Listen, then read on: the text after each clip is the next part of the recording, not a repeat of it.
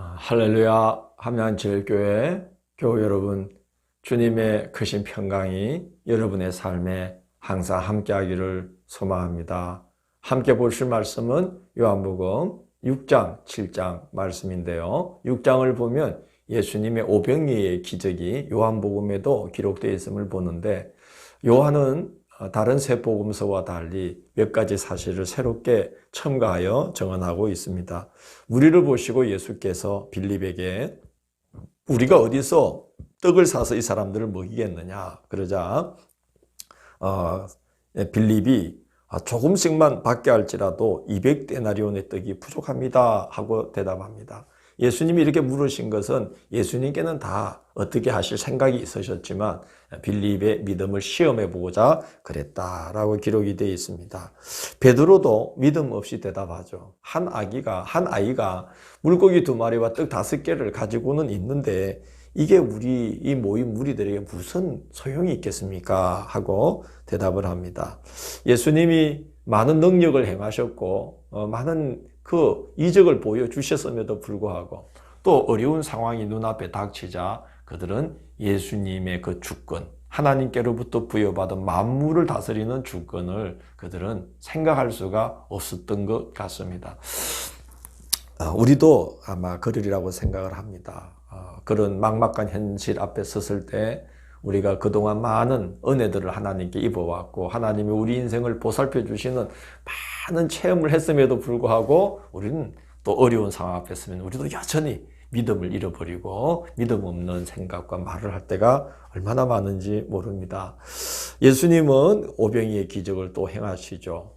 그러자 사람들이 예수님을 붙들어서 억지로 임금을 삼으려고 합니다. 그런데 참 놀라운 것은 예수님이 그 사람들의 그 의도를 아시고 뿌리치고 홀로 산에 올라가셨다는 겁니다.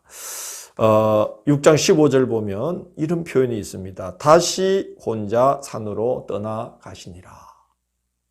다시라는 표현은 그전에도 예수님이 군중들을 피해서 홀로 산에 올라가시곤 했다는 말씀이지요.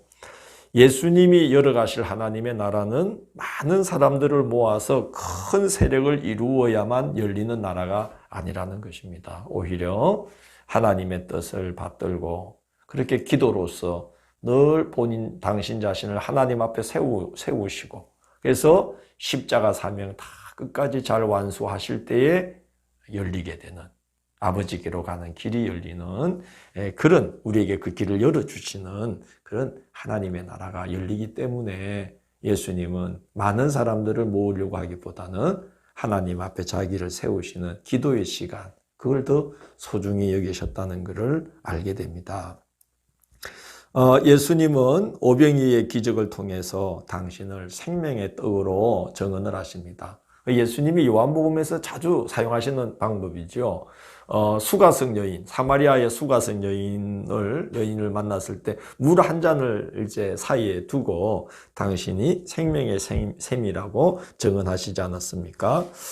그래서 예수님께서도 이제 그 오병이의 기적을 행하신 다음에 이제 나는 하늘로부터 내려오는 참 떡이다.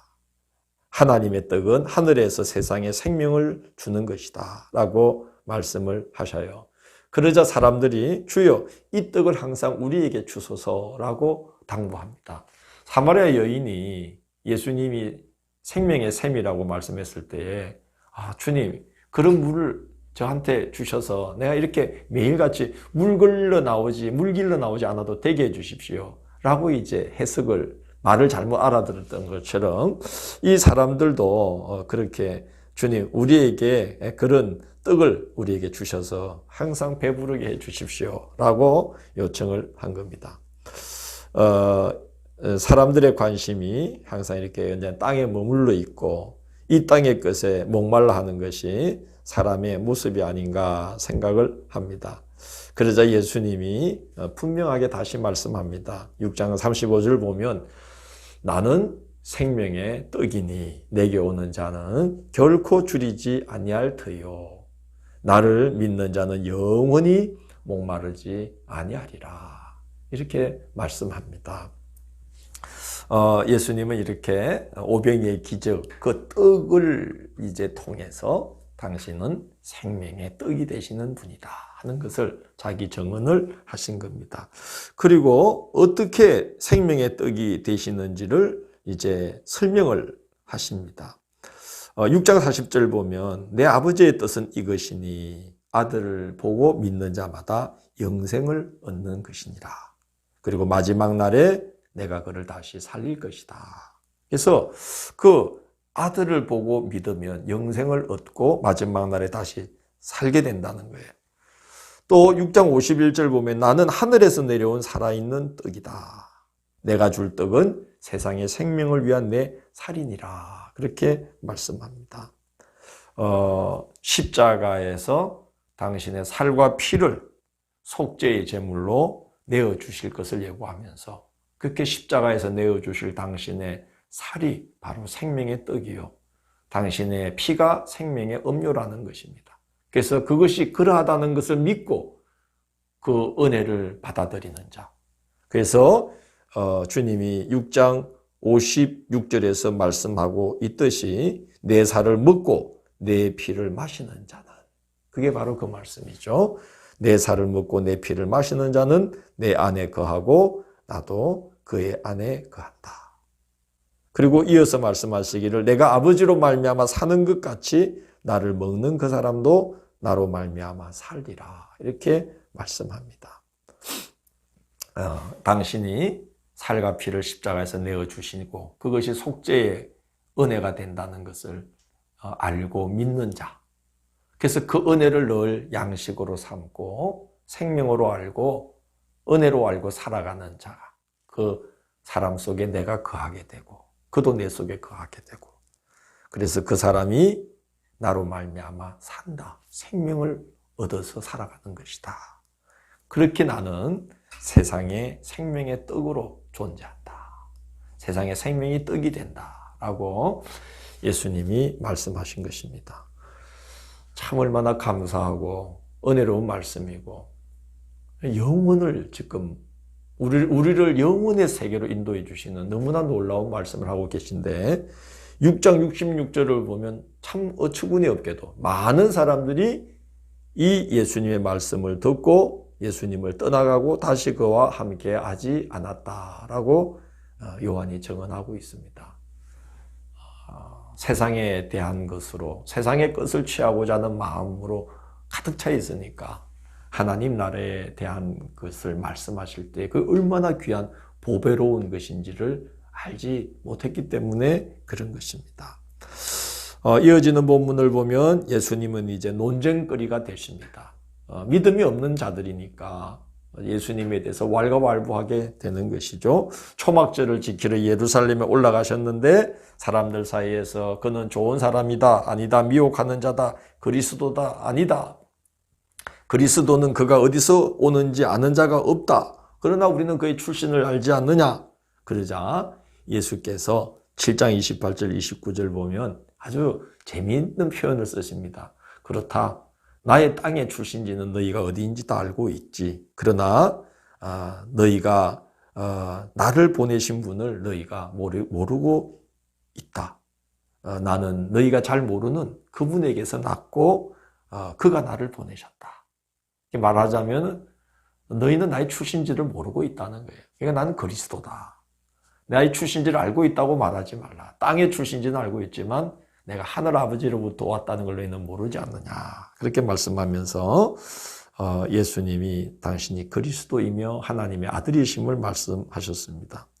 그러자 사람들이 그 말을 듣고 신성모독으로 여기고 그를 예수님을 죽이려고 하는 자들이 있는가 하면 그리스도가 오신다 해도 저 사람만큼 많은 이적과 기사를 행하겠느냐 하면서 예수님을 믿는 자들도 있었다는 겁니다. 명절 끝날, 초막절 끝날, 큰 날에 이렇게 이제 성경에 기록되어 있는데 절기의 맨 마지막 날은 대성회로 모였죠. 그러니까 큰 날이죠. 그날 예수님이 사람들 앞에서 자기 선언을 하십니다. 누구든지 목마르거든 내게로 와서 마시라. 나를 믿는 자는 성경의 이름과 같이 그 배에서 생명의 생수의 강이 흘러나리라 하고 말씀을 했습니다. 그것은 곧 믿는 자들에게 임하실 성령을 말함이라 라고 요한이 증언하면서 예수께서 아직 영광을 받지 않으셨으므로 성령이 아직 그들에게 계시지 아니하더니 라고 요한이 증언하고 있습니다. 요한복음 16장 17절 보면 예수님은 당신이 십자가 지시고 부활로 다시 사시고 하늘로 승천하시고 하나님의 보좌 우편에 거하게 될 때에 성령을 보내실 거라고 약속하시면서 이런 말씀을 하십니다.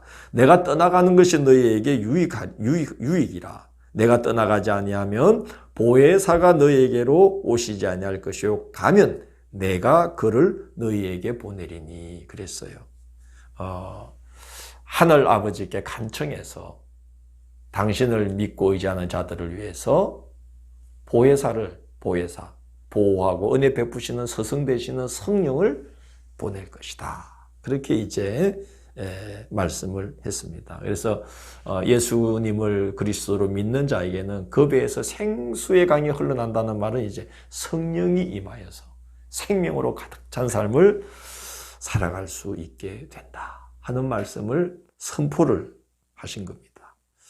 그러자 어떤 사람들은 참 훌륭한 선지자구나. 또 어떤 사람들은 정말 그리스도인가 보다. 또 어떤 이들은 그리스도가 어찌 갈릴리에서 나오겠느냐 하면서 무리 사이에서 논쟁이 벌어졌다라고 기록되어 있습니다. 예수님은 당신이 하나님의 아들 그리스도이심을 여러 가지로 증언하셨고 많은 이적과 기사를 보이셨는데도 불구하고 사람들이 믿지 못하고 정말 영생을 얻을 뿐만 아니라 믿으면 영생을 얻고 마지막 날에 다시 살리심을 받게 되는 이런 복이 예비되어 있음에도 불구하고 예수님을 그냥 논쟁거리 정도로 삼고 있는 안타까운 그런 현실이 기록되어 있는 것입니다. 그런 것 같습니다. 믿음을 얻는다는 건 예수님을 그리스도로 알고 하나님의 아들로 알고 생명의 떡과 생명의 양식으로 생명의 음료로 알고 그분을 정말 생명으로 이렇게 취하면서 그분 안에 거하고 그분이 내 안에 거하고 이런 삶을 살아가는 건 사람의 힘으로 되는 게 아닌 것 같습니다. 6장 44절 보면 예수님이 이런 말씀을 하시죠.